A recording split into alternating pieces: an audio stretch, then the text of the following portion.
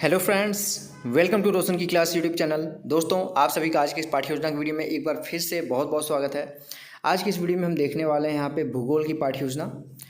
तो चलिए स्टार्ट करते हैं। और वीडियो देखने के बाद अगर आप लोगों को वीडियो अच्छी लगे तो प्लीज़ वीडियो को लाइक कर दीजिएगा। और ऐसे ही पाठ्य योजना की वीडियो डेली बेसिस पे देखने के लिए, जीके जीएस की वीडियो डेली बेसिस पे देखने के लिए, या फिर सूक्ष्म शिक्षण पाठ्य योजना की वीडियो डेली बेसिस पे देखने के लिए रोशन की क्लास यूट्यूब चैनल से जुड़ सकते हैं। बिल्कुल फ्री है, नीचे सब्सक्राइब बटन उस पर क्लिक करके सब्सक्राइब कर लीजिए। साथ ही साथ बेल आइकन जरूर दबा के रखिए। तो चलिए दोस्तों स्टार्ट करते हैं आज की वीडियो। देखिए यहाँ पे लिखा गया पाठ्य योजना संख्या 13।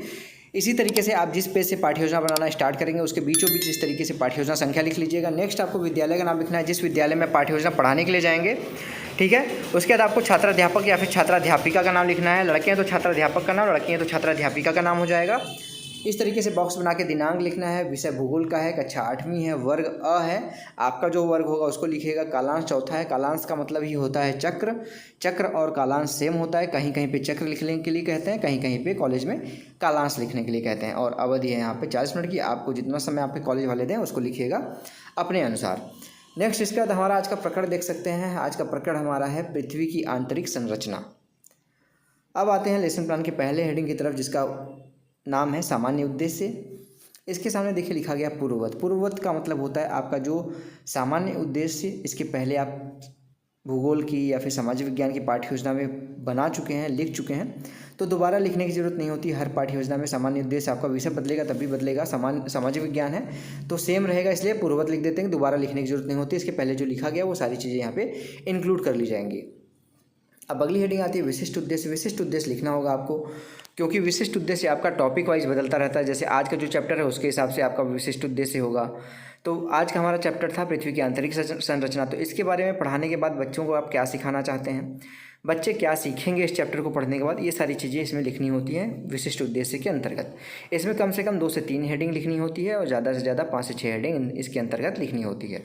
तो यहाँ पे देखिए पहले हेडिंग है ज्ञानात्मक उद्देश्य। इसमें फर्स्ट पॉइंट लिखा गया छात्र पृथ्वी की आंतरिक भागों की जानकारी प्राप्त कर इस संबंध में व्याख्या कर सकेंगे। दूसरा पॉइंट है छात्र पृथ्वी की आंतरिक संरचना को वर्गीकृत कर सकेंगे।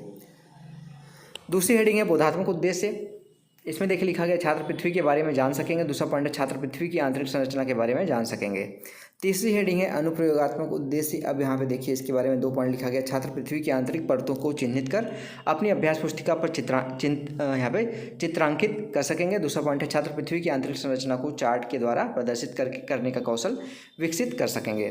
अब इसके बाद आता है अगली हेडिंग यहाँ पे सहायक सामग्री। सहायक सामग्री के अंतर्गत आपका जो जिन भी सामग्रियों की आप सहायता लेते हैं शिक्षण कार्य करने के लिए, जितने समय की आपको क्लास दी जाए उसके बीच में जो भी सामग्री आप यूज करेंगे शिक्षण कार्य के लिए, वो सभी यहाँ पे सहायक सामग्री के अंतर्गत आप लिख सकते हैं। जैसे यहाँ पे चौक लिखा गया है, चार्ट लिखा गया है, डस्टर है, संकेतक है आदि। पूर्व ज्ञान अगली हेडिंग है। पूर्व ज्ञान में लिखना है आपको अभी तक बच्चों को क्या नॉलेज है। तो छात्र पृथ्वी के बारे में सामान्य जानकारी रखते हैं, इस तरीके से लिख दीजिए। अब इसके बाद आता है लेसन प्लान का सबसे इंपॉर्टेंट हेडिंग प्रस्तावना प्रश्न। प्रस्तावना प्रश्न इसलिए सबसे इंपॉर्टेंट हेडिंग कहा जाता है क्योंकि जो एग्जामिनर आता है वो सबसे पहले आपसे प्रस्तावना प्रश्न बोल देगा कि अपना प्रकरण निकलवाइए प्रस्तावना प्रश्न के द्वारा। और प्रस्तावना प्रश्न में कुछ बातों का ध्यान रखना होता है, इसलिए ये इंपॉर्टेंट होता है।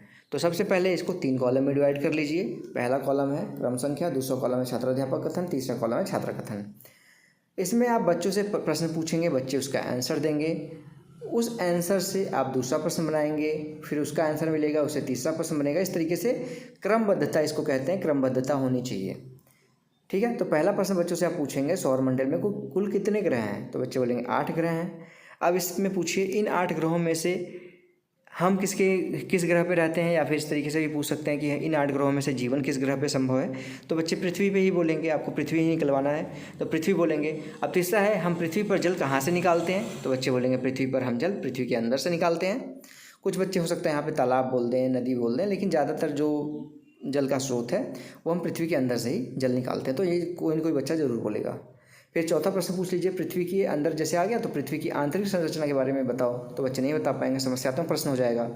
जैसे ही समस्यात्मक प्रश्न होगा आपको अपना उद्देश्य कथन बोलना है। देखिए यहाँ लिखा गया उद्देश्य कथन।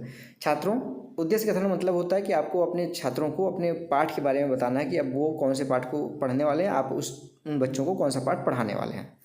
तो यहाँ पर देखिए लिखा गया छात्रों आज हम पृथ्वी की आंतरिक संरचना का अध्ययन करेंगे। अब बच्चों को पता चल गया कि आप उनको पृथ्वी की आंतरिक संरचना पढ़ाने वाले हैं। अब इसको प्रस्तुत कर सकते हैं। यहाँ पे देखिए लिखना होता है आपको आदर्श पाठ प्रस्तुतिकरण, या फिर प्रस्तुतिकरण भी सिर्फ लिख सकते हैं। इसको 4 कॉलम में डिवाइड किया गया, क्रम संख्या या फिर शिक्षण बिंदु, छात्राध्यापक या फिर छात्राध्यापिका कथन, छात्र कथन और श्यामपट्ट कार्य। तो पहले विकासात्मक प्रश्न पूछ लिया जाए, पृथ्वी की ऊपरी बनावट कैसी होती है, बच्चे बोलेंगे गोल। दूसरा प्रश्न है, पृथ्वी की आंतरिक संरचना कैसी होती है, बच्चे नहीं बता पाएंगे, समस्यात्मक हो जाएगा। अब इसके बारे में यहाँ पे स्पष्टीकरण कर देंगे। पहला शिक्षण बिंदु है पृथ्वी की आंतरिक संरचना। स्पष्टीकरण है, लगभग अरबों वर्ष पूर्व पृथ्वी की उत्पत्ति गर्म गैस व धूल के कणों से हुई। हमारी पृथ्वी एक दहकते हुए अंगारे की भांति थी।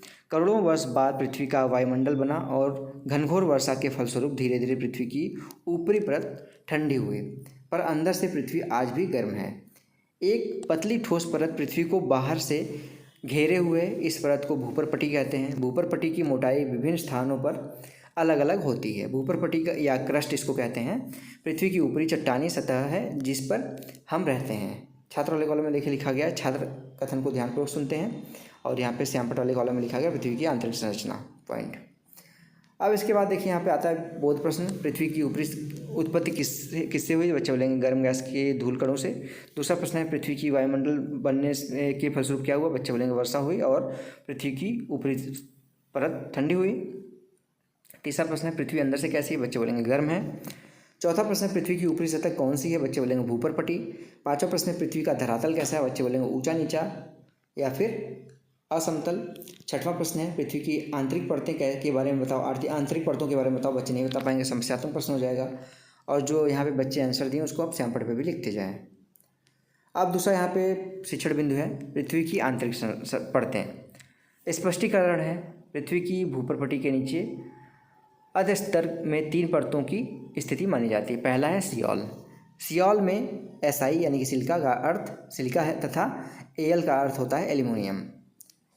यह परत सिलिका तथा एल्यूमिनियम, छात्र वाले कॉलम में देख लीजिए, फिर नीचे चलते हैं। छात्र को कथन को ध्यानपूर्वक सुनें। पृथ्वी की आंतरिक संरचना पॉइंट पर लिख लीजिए। एल्यूमिनियम का मिश्रण होती है, इसलिए इसे सियाल कहते हैं, सिलिका और एल्यूमिनियम। इस परत को ऊपरी मेंटल भी कहते हैं। छात्र वाले कॉलम में लिखा गया, छात्र कथन को ध्यानपूर्वक सुनते हैं और श्यामपट्ट पे लिख दीजिए सियाल। और वहाँ पे भी लिख सकते हैं सियाल मिला हुआ किससे, SI प्लस AL से, ठीक है, AL से। अब दूसरी यहाँ पे परत है सीमा, SIMA। सियाल परत के नीचे सीमा परत है, इसमें सिलिका तथा मैग्नीशियम की प्रधानता पाई जाती है। इसे सीमा तथा निचला मेंटल के नाम से जाना जाता है। उसके बाद है नीफे, तीसरी परत है, निकिलोफेरस है। यह परत पृथ्वी के सबसे नीचे केंद्र में पाई जाती है, जिसे क्रोड नाम से जानते हैं। यह परत मुख्यतः निकिल यानी कि Na और लोहा यानी कि Fe जैसी भारी धातुओं से बनी होती है। उच्च तापमान और भारी दबाव के कारण यह परत गाढ़े व तरल अवस्था में पाई जाती है। इस परत को क्रोड भी कहते हैं। ध्यान दीजिएगा, पृथ्वी की आंतरिक परत को क्या कहते हैं, क्रोड कहते हैं, ठीक है। छात्र वाले कॉलम में देखिए लिखा गया, छात्र कथन को ध्यानपूर्वक सुनेंगे। अब यहाँ पे तीनों परतों के बारे में आपने बता दिया। अब फिर से बोध प्रश्न बच्चों से आप पूछेंगे। बोध प्रश्न देखिए यहाँ पे है, भूपरपट्टी के नीचे अर्ध स्तर में कितनी परतें पाई जाती हैं, तो बच्चे बोलेंगे 3 परतें पाई जाती हैं। उसके बाद इनको श्यामपट्ट पे भी लिख दीजिए, देखिए यहाँ पे लिखा गया 3। दूसरा प्रश्न है, भूपरपट्टी के नीचे परतों के नाम बताओ, बच्चे बोलेंगे सियाल, सीमा और नीफे। श्यामपट्ट पे लिखते जाइए सारी चीज़ें। तीसरा प्रश्न है, सियाल में कौन से धातु पाए जाते हैं, तो बच्चे बोलेंगे सियाल में सिलिका और एल्यूमिनियम धातु पाई जाती है। नाम से ही उनका है सिलिका, सियाल। और उसके बाद चौथा प्रश्न है, सीमा परत में मैग्नीशियम कौन सी धातु है, Mg कौन सी धातु है, तो बच्चे बोलेंगे Mg मैग्नीशियम धातु है। अब यहाँ पे आता है निरीक्षण कार्य। निरीक्षण कार्य में देखिए यहाँ पे जब बच्चों को आप श्यामपट्ट कार्य उतारने के लिए कहेंगे कि अपनी कॉपी में नोट कर लीजिए, तो आप उस समय जब बच्चे नोट कर रहे होंगे कॉपी में वो श्यामपट्ट वाला काम, तो आप क्लास में घूम घूम के सभी बच्चों के पास कोशिश करिए जाने की और देखिए उनको कोई दिक्कत तो नहीं आ रही है श्यामपट्ट कार्य उतारने में, या फिर और कोई दिक्कत तो नहीं आ रही है आपने जो पढ़ा उससे रिलेटेड। अगर किसी बच्चे को कोई दिक्कत आ रही है तो वहीं पे दूर कर दीजिए उसकी दिक्कत को बता के। और अगर कोई ऐसी दिक्कत है जो ज़्यादातर बच्चों 2 4 6 बच्चों को आ रही है, 10 बच्चों को आ रही है, सभी बच्चों को आ रही है, तो वो आगे आप श्यामपट्ट पे वापस उस चीज़ को सॉल्व कर दीजिए। जिससे क्या होता है कि अलग अलग एक ही प्रॉब्लम है सभी बच्चों को, अलग अलग सभी बच्चों को बताएंगे तो समय जाएगा, इतना समय आपके पास रहता नहीं है। तो इकट्ठे आके श्यामपट्ट पे उसको सॉल्व कर दीजिए। देखिए यहाँ लिखा भी गया है, छात्राध्यापिका द्वारा कक्षा में घूम घूम कर निरीक्षण किया जाएगा। छात्रों की व्यक्तिगत समस्या को उसी स्थान पर तथा सामूहिक समस्या का समाधान श्यामपट्ट पर किया जाएगा।